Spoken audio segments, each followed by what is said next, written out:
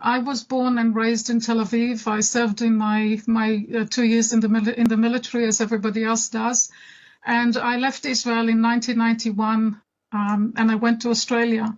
And it wasn't until 10 years after I moved to Australia that I started to realize that I was brought up on a false narrative of our history. I was brought up to believe that we Israeli Jews were always the victims, that we were the good guys, that we never did anything wrong, and that the reason that the Arabs, and there was no word for Palestinians back when I was a child, but the reason that the Arabs were giving us a hard time is simply because they were anti-Semitic like everybody else.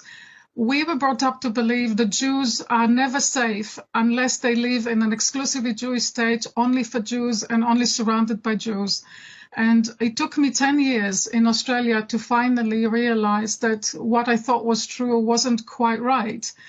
And I met Palestinians for the first time as equals in Australia, and members of citizens of other Arab countries as well, and realized they weren't actually my enemy. We were the bad guys in the story. And it was very hard at first to come to terms with it.